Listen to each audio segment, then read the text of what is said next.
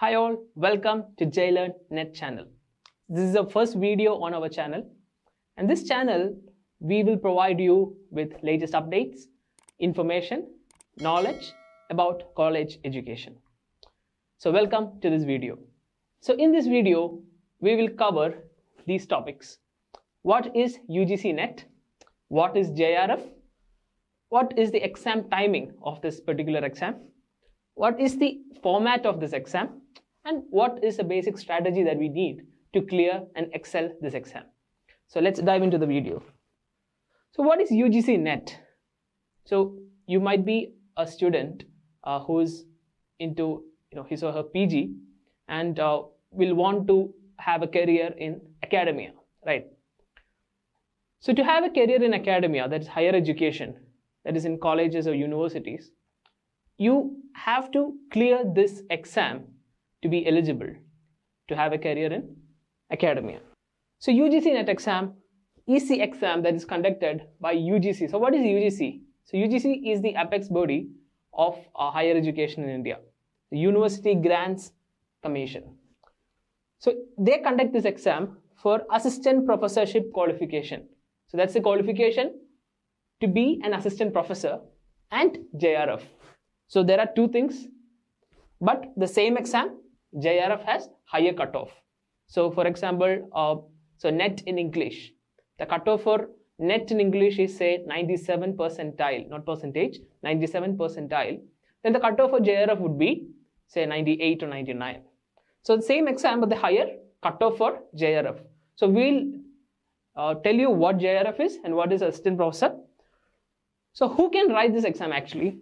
PG students of humanities, arts, social sciences, computer science, psychology, etc. can write this exam. So why did I specify all these subjects? Because generally there is a conception that UGC-NET is only for arts subjects. It's not only for arts or languages, it's also for social sciences, it's for all humanities, arts, computer science. So computer science is actually the sciences that come under BSc Computer Science, MCA, all that are included in UGC-NET. Also psychology. So there is MS Psychology, there is also MSc Psychology, all that come under UGC-NET exam. I'm telling this again because there is another kind of NET exam called CSIR NET exam. We also have a channel for CSIR NET exam. So in CSIR NET, they cover 5 subjects. That is physical science, chemical science, mathematical science, earth science. So this is not related to that science exam. This is UGC-NET exam. So that is conducted by CSIR, Council for Scientific and Industrial Research, along with UGC. So this is exclusively for arts, humanities, social science and certain sciences. Alright. So these students can qualify during their study and after. So what does that mean? So a student who has registered for PG, who is actually doing their PG, post-graduation, can actually attempt this exam and clear this exam. Like me, I cleared this exam when I was in my second semester of my post-graduation. So if you are a PG student, this is the right time to clear UGC-NET exam. Alright, so they can also clear after the exam. Exam has paper 1 and paper 2 to be done together within 3 hours. So you get 3 hours to complete the exam. You can either do paper 1 first or paper 2 first. You can go back and do paper 1 in the middle. You can do anything. So we'll do more video on the user interface of this exam. It's a computerized exam. It's an objective exam. So we'll dive into more about the exam. All right. So what is qualified for assistant professor? So as you can see, I've put that in quotes because that's how one part of the qualification looks like. So if you have just qualified NET, so NET exam includes NET as well as JRF. JRF means the same exam, but if you clear with a higher mark, that is if you overcome the higher cutoff, you will get JRF. But in case you didn't clear JRF, but you cleared the cutoff for NET, you will be qualified for assistant professor. So in your certificate, it will be written qualified for assistant professor only. Alright. So what is qualified for assistant professorship? Let's look. So NET. So that's basically what's called NET. That's the basic qualification. That's the basic eligibility to be an assistant professor. Alright. So that's the basic eligibility. That's what we want. even if we cannot get JRF, it's important that we get this. All right. Lifelong validity and no upper age limit. So that's the most important part about this exam. There's no age limit. Anyone can write. So as you know, this is the age of online education, open university, distance education. So people can change their career at any point in their life or career. So it has lifelong validity. So if you clear NET once in your life, you don't have to worry about it anymore. All right. So if you're a PG student, say 22, 23 years old, and if you clear NET exam, it's valid till you are into your career. Don't have to worry about this exam till you're dead, basically. All right. So have to pass PG exam with at least 55% within 2 years of the result for the NET to be valid. All right. So if you're a PG student, you cleared the NET exam. Also, you have to make sure that you pass the PG exam with 55%, which is not that difficult to get. And even if you clear the NET exam later also, you need to have 55% in your PG syllabus. The mark required for OBC, SC and ST is 50%. So what is the other benefit of NET? It's also a PhD eligibility at top institutions. So what's the PhD eligibility? What is PhD first of all? So after masters, now there is no more MPhil, right? Our education system has taken off MPhil and put PhD. PhD was already there, but now you can directly go to PhD. Earlier also you could go, but then people used to take the MPhil step and then the PhD step. Now you can directly go to PhD, and with NET, that's the basic eligibility in most higher institutions. So what are the higher institutions in India? Let's say IIT, ISER, NIT. So these are some technological universities. At the same time, in some of the humanities, top humanities universities, say private or government, the basic eligibility for PhD is NET with masters. Okay. So PhD eligibility at top institutions, that's also something that you get along with NET, not just the basic eligibility to be assistant professor. So what is basic eligibility to be assistant professor? I'll just clarify on that again. So you completed your masters. You want to be an assistant professor. You want to teach students. Say you want to be a guest lecturer or a permanent faculty. Just masters is not enough. You got to have NET. NET in whatever subject that you did PG. All right. Now what is JRF? I've been talking about JRF. JRF means Junior Research Fellowship. So as the name suggests, it's a research fellowship. It's a fellowship for research. So fellowship for research, that is PhD, plus assistant professor eligibility. So you have already surpassed the cutoff that is required for basic NET, basic assistant professor eligibility. So you'll definitely get that eligibility. Along with that, if you surpass the cutoff for JRF, you'll also get fellowship for PhD. So PhD, as we know, is something that takes 5 years. No, average, on an average, it takes 5 years, 4 to 5 years. So you'll get fellowship for all those years. There is an upper age limit, however, for 30 years. And I think it's 35 for females. Yes, it is 35 for females and other categories. So 30 years for a general male. And now what's the fellowship amount? They have recently, in 2023 October, they have increased the fellowship amount. Now it's 37,000 for the first 3 years and 42,000 for the next 2 years. So that's a good amount for someone doing research. So imagine you are 24, out of your master's degree, you already have JRF. You'll easily get into a PhD if you have a JRF, and you will start earning 37,000 plus incentive. There is an incentive per year that you will get. So per month for PhD research for 5 years, you're getting that for 5 years. And in the 5-year time period, they might increase the amount and you will get that money as well. All right. Another most important feature of getting JRF is that you don't have to write an entrance exam for PhD. So as we know, after masters, the next step is PhD, right? So to get into a PhD, you apply for a PhD, say at IIT Bombay or IIT Madras or JNU or HCU, what you have to go through is 2 steps. One is an entrance exam, and then you have to appear for the interview, right? Then you have to convince the interview panel that you are ready to do the research, you have a good synopsis, you have a good topic, you have a good proposal and everything. So once you have cleared JRF at the time of application, you have already done 50% of what's needed to get into a PhD, because you don't have to write an entrance exam. So PhD entrance exam might be tough, in some universities. So if you have already cleared JRF, you don't have to write an entrance exam. You can directly go into the interview, because you are among the top 1% of students in this country. All right. So that's one important aspect of getting JRF. That's one important feature. So that's something that I keep telling my students. Always aim for JRF. All right. So once again, I'll sum it up. It's an assistant professor eligibility that we get with NET. Along with that, since we have more marks, we have surpassed the cutoff that's required for JRF, we'll get a fellowship for PhD. All right. And what's that amount? That's 37K to 42K for 5 years. All right. And it's also subject to revision. Now let's once again look at the key points of assistant professor. So that's again qualified for assistant professor only, because that's how you'll get it in the certificate. So that's a basic eligibility to be an assistant professor. So without that, you cannot be an assistant professor.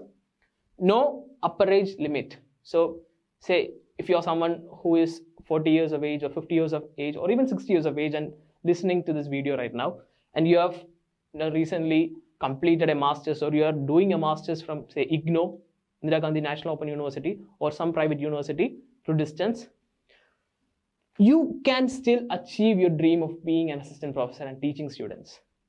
All right, because there is no upper age limit for NET. If you go to a NET examination center, you can see some people who are 50 or 60 coming and writing this exam. So that's the beauty of this exam. It gives you such an opportunity to change careers, to come back into academia. All right.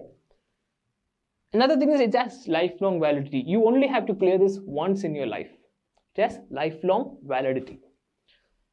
Another important point is have to pass PG exam with at least 55% within 2 years. If you are a student while writing and clearing this exam, you have to clear this within 2 years. So once you have registered for masters, you will definitely get it within 2 years. So say you are entering the master's course in June, which is the general admission time. You'll be able to write the exam in December. So the NET exam is conducted twice every year, in June and in December, right? So once you get into a PG course, you will be eligible to write the exam in say December, and you clear it in say December, January when the result comes out. In the first semester itself, you can clear it. Then within 2 years, you'll definitely get the masters. And if you get that masters with 55%, you are already eligible to be an assistant professor in India. All right. So you have to do that for the NET to be valid, which is something very easy to achieve for someone who has cleared NET. Now, some more points about assistant professorship. So that, as I said, it's the PhD eligibility at top institutions with or without teaching allowance. That's what TA means. So you get a teaching allowance. So the junior research fellowship is also actually a teaching allowance. You're supposed to help your guide to take his lectures. So even just with NET, you can get TA-ship in universities like IITs, NITs and ISER. You can get TA. So with or without TA, that is a PhD eligibility in most places. So once again, I'll clarify that. You don't always have to get JRF to get a TA-ship or a fellowship. Even with NET, you can get the TA-ship in IITs, NITs, ISER, Indian Institute of Science, Education and Research, which is as good as an IIT. All right. So you can get this TA-ship with NET. Even if you do not get a TA-ship, that is the eligibility at most places. For example, certain seats in IIT might not have a TA-ship. All right. So even for that seat, you need NET to qualify for that seat. All right. So it's very important that you clear NET. Then also there are certain other fellowships for SC students, OBC students that you can qualify with NET. All right. So students belonging to those category can get fellowship if they have NET. All right. So that's another important feature of NET. So once again, the key points about JRF, Junior Research Fellowship. So it's a fellowship for PhD and assistant professorship. Have to clear higher cutoff in the NET exam. As I said, there will be higher cutoff for JRF because you're going to get 5 years of salary, basically. Fellowship. Upper age limit of 31 years. So actually 30 years in the recent notification. So it's actually 30 years.